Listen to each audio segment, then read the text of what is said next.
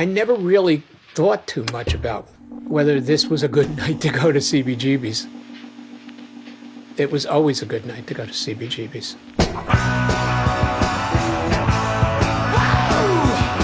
What I remember about going down there the first time, I remember that the Bowery was wide open, nothing. There's nobody on the streets, but there's some place doing business over there with an awning in the front that's lit up. And I went, oh, that must be the place. And then, you know, like, okay, it starts here. And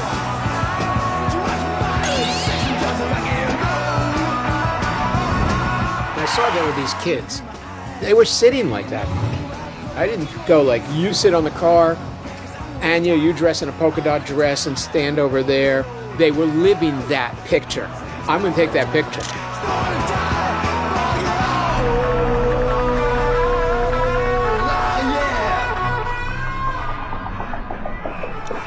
I came to New York in December of '75, and I was about 24 years old. I wanted to work as an assistant to a photographer, and I'd knock on doors and do you need somebody to be an assistant? And eventually one of those people offered me a steady job.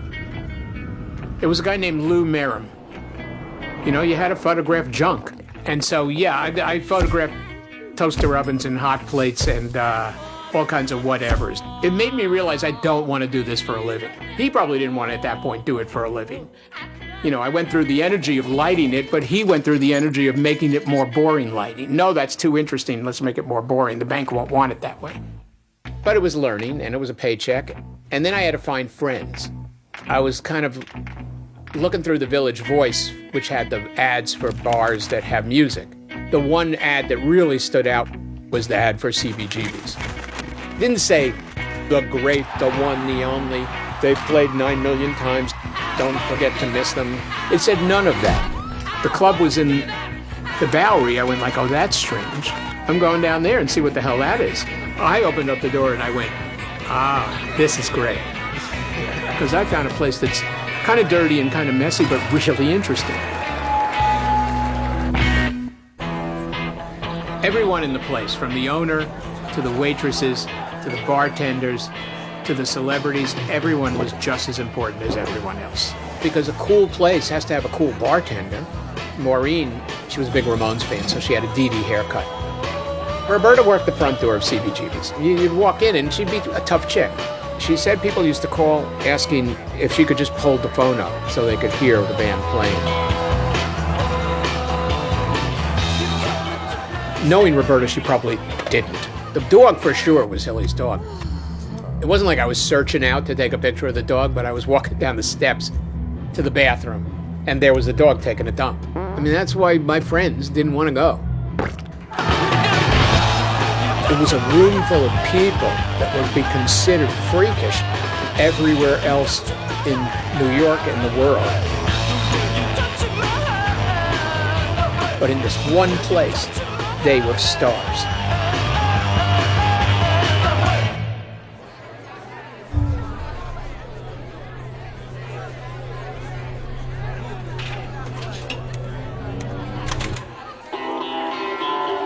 I remember one night in particular. I can think of a specific part of the bar that I was sitting in. I was left by myself at that bar, at that spot, thinking about my frustration at not being able to take street pictures by day. I came to this club, I know some people, I like it, but what am I going to do here? I need to do something with this camera that's around my shoulder. It had kind of a revelation, kind of a, like, you know, slap your forehead with your hand moment. Like, I'm going to take street pictures at night without flash and make all these people look as interesting as a Ramones song sounds. That was the night where everything came clear, and I went about figuring out how to do it. The first problem was underexposing. So I had to get the most amount of light in that I could. Usually they recommend don't shoot slower than 1/30th of a second. And then I said, let's see how far can I go? And the limit for me was 1/4 of a second. You compensate if you underexpose by overdeveloping. It told you to mix the solution 1 to 5. Well, let's try 1 to 3. You mix it 1 to 3, you look at the negative. I got it now. Now I got a negative I can work with. You take that decent negative and you put it into the enlarger, and then you get yourself paper that has a lot of contrast. Bingo, I had it. Once I figured out how to do it, I was off to the races, and that was what I did.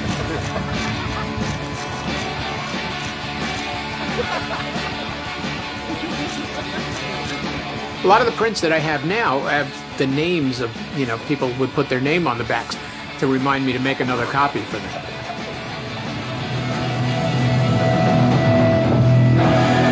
I wanted to be like a fly on the wall, with a camera. And I succeeded at that. But then eventually I realized, that fly is also part of the scene. That was kind of a perfect moment in my life. Nobody saw the end of the 70s coming. Everybody thought it was just going to be like the 70s forever. And then Reagan was elected. AIDS came around, everybody cared about money, and the 70s was gone. Like a good night at a nightclub, and all of a sudden somebody turned the lights on and it was 1980. And said, hello, it's 1980. So to be a photographer, yeah, you have to realize that nothing lasts forever. But you also have to know what will be of interest when it's gone. You're part of it while you're taking it. You just have to know when to click.